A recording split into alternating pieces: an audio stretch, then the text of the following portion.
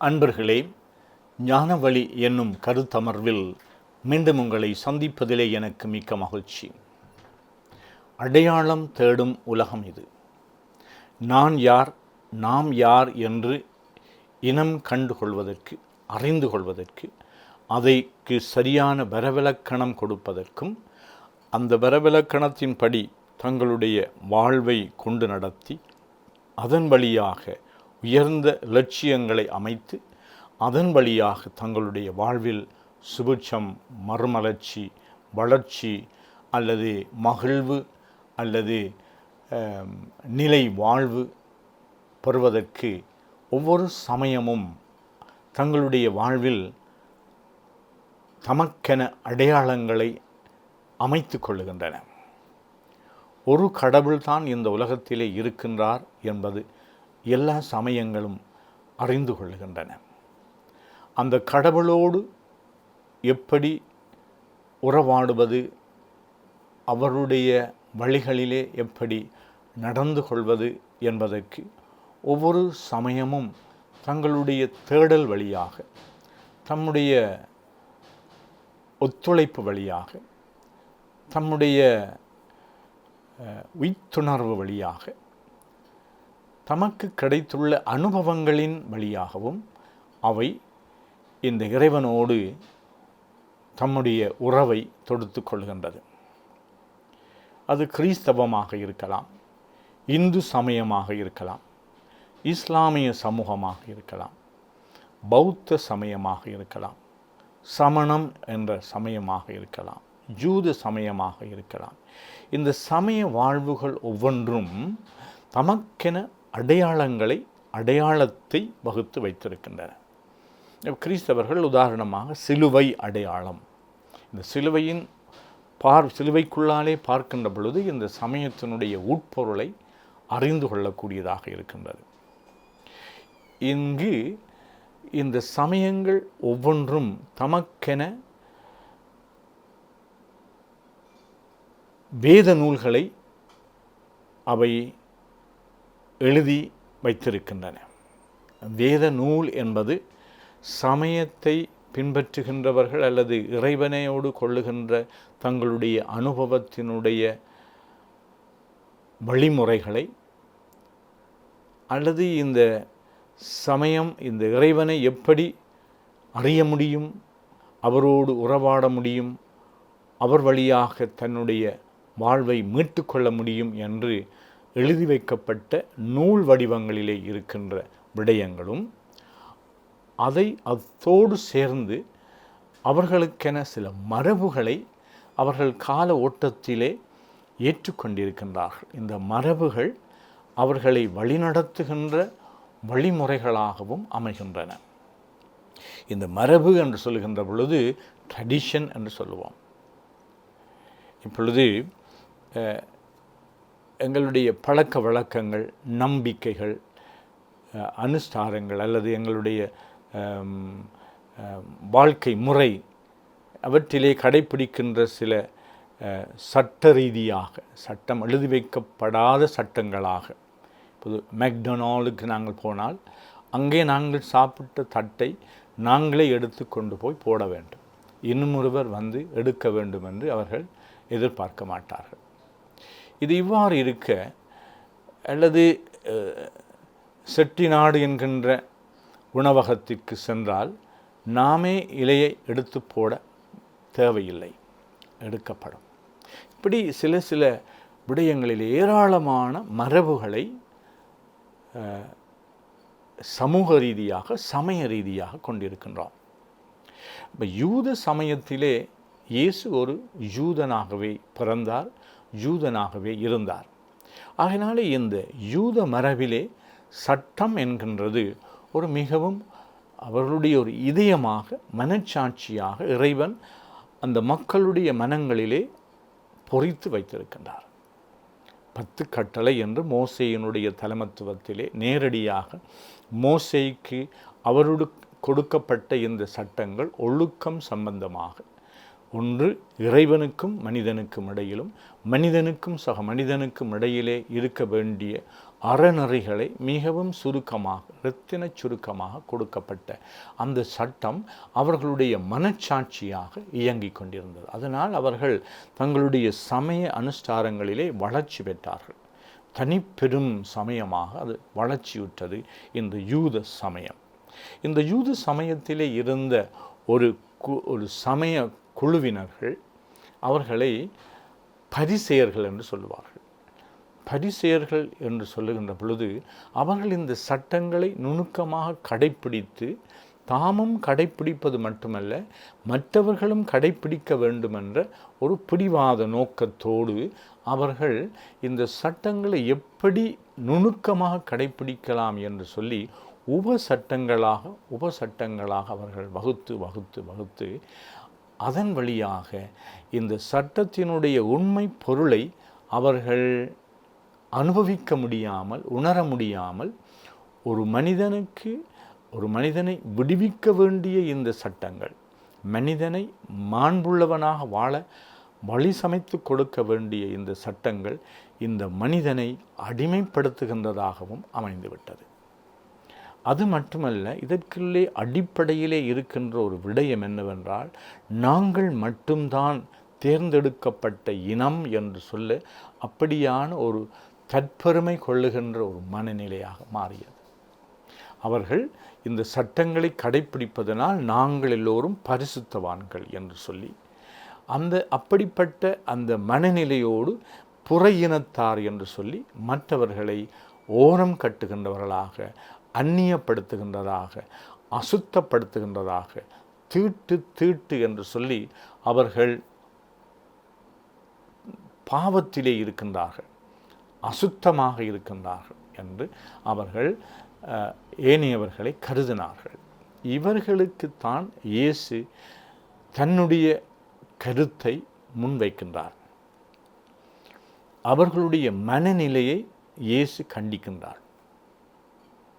அவர்களுடைய சட்டங்கள், உதாரணமாக அவர்கள் கை கழுவுவது அல்லது சாப்பிடுவதற்கு முன் கை கழுவுதல், முகத்தை கழுவுதல், இப்படியெல்லாம் பலவிதமான ஆரோக்கியம் சார்ந்த சட்டங்கள் அவர்கள் மத்தியிலே இருந்தன.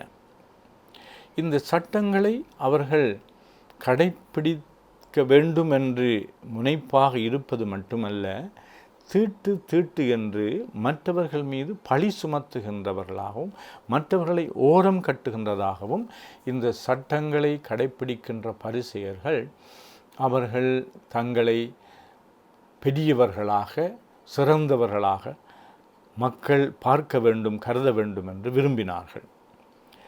இந்த 10 கட்டளை அவை உபசட்டங்களாக வகுக்கப்பட்டு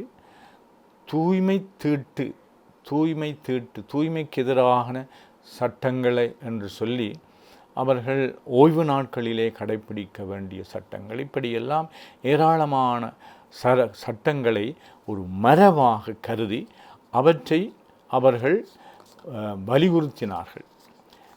இப்படி செய்வதனூடாக இந்த மரபு உண்மையிலேயே நல்லது என்னவென்றால் எங்களுடைய முன்னோர்களையும் எங்களுடைய வருங்கால சந்ததியையும் இணைக்கின்ற அங்கு ஒரு அழகான ஒரு நீரோட்டம் தொடர்ச்சியாக ஓடிக்கொண்டிருப்பதனாலே ஒரு சமூக உடன்பாடும் அவர்களுடைய முன்னோர்களுடைய அனுபவங்கள், முன்னோர்களுடைய நல்ல பழக்க வழக்கங்களூடாக பெறக்கூடிய நன்மைகளை அவை மற்ற அடுத்த பரம்பரைக்கு கொண்டு சென்றார்கள். அதான் அந்த மரபு கொண்டு செல்லுகின்றது.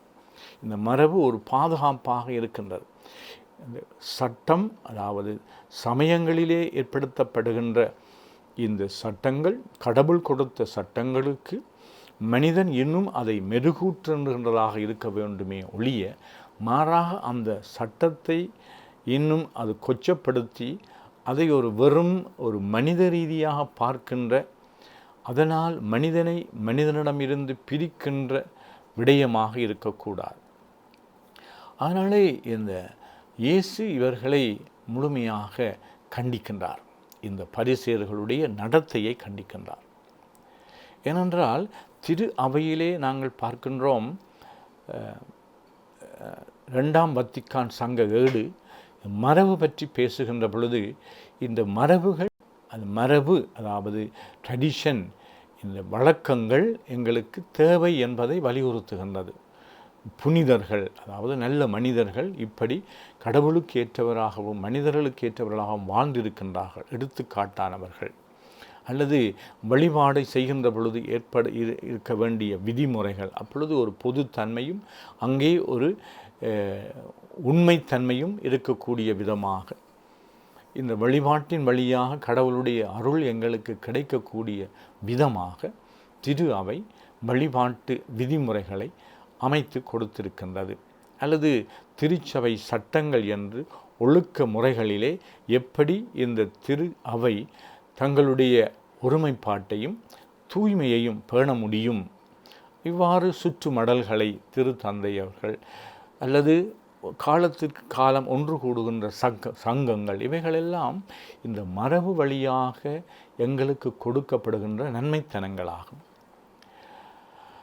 ஆனால் இந்த இயேசு கண்டிக்கின்ற மனநிலை என்னவென்றால், உதட்டு ஆன்மீகமா அல்லது உள்ளத்து ஆன்மீகமா என்பதுதான்.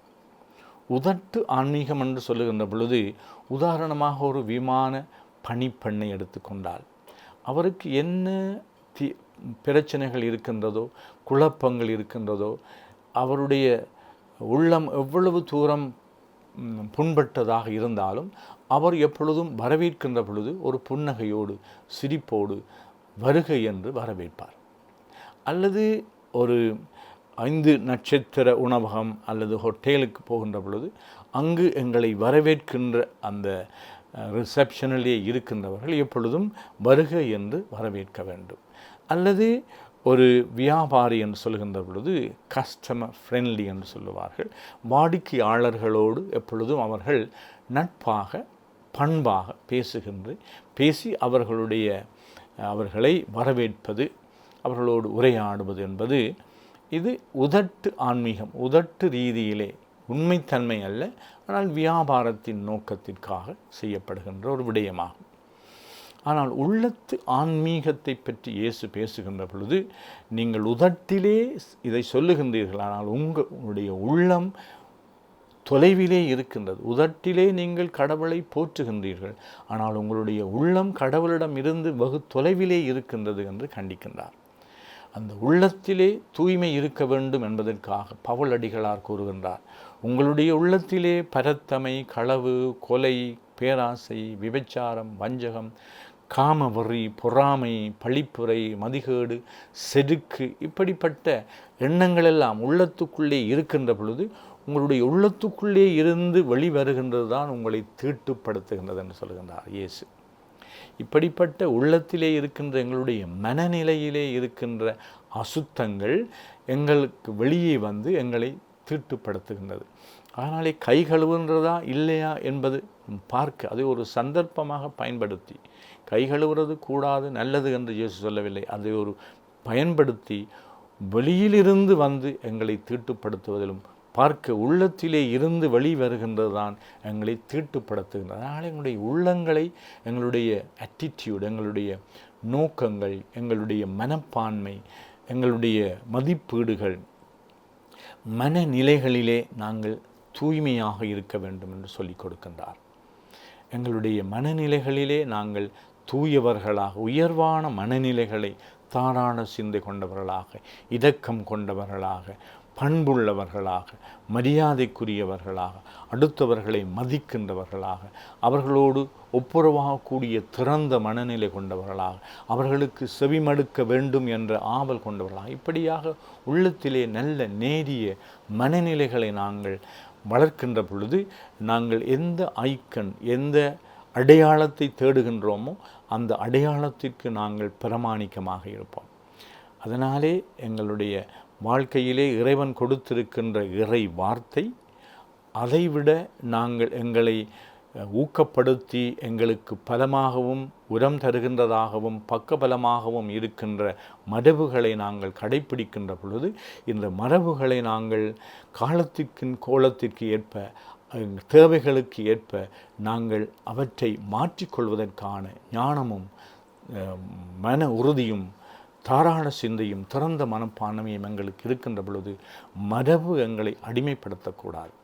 கடவுளுடைய இறை வார்த்தை எங்களிலே செயலாற்றுவதற்கு இந்த மரபு வழியாக நாங்கள் கடைப்பிடிக்கின்ற எங்களுடைய வாழ்க்கை பழக்க வழக்கங்கள், இன்னும் பல வகையான பாரம்பரிய வழக்கங்கள் எல்லாம் அவற்றிலே சில வேளைகளிலே மாற்று கருத்துக்களை கொணர்ந்து அவற்றை மாற்றுகின்ற பொழுது இந்த சமயங்கள் அனைத்தும் எங்களுடைய நல்வாழ்வுக்கும் மீட்புக்கும் பயன்படுவதாக அமையும்.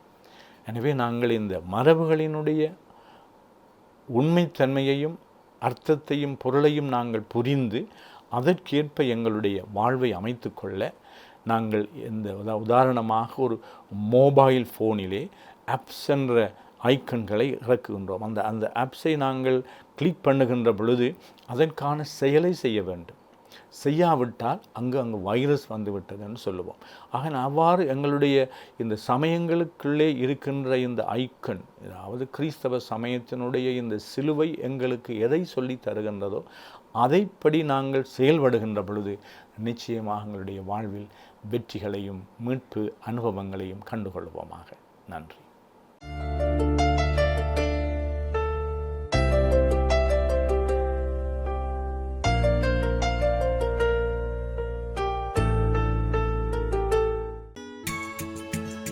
ஹோலி மேடையில் புத்தம்புது நிகழ்ச்சிகளை உடனுக்குடன் பார்த்து மகிழ எமது ஃபேஸ்புக் மற்றும் யூடியூப் பக்கத்தை லைக் செய்யுங்கள்.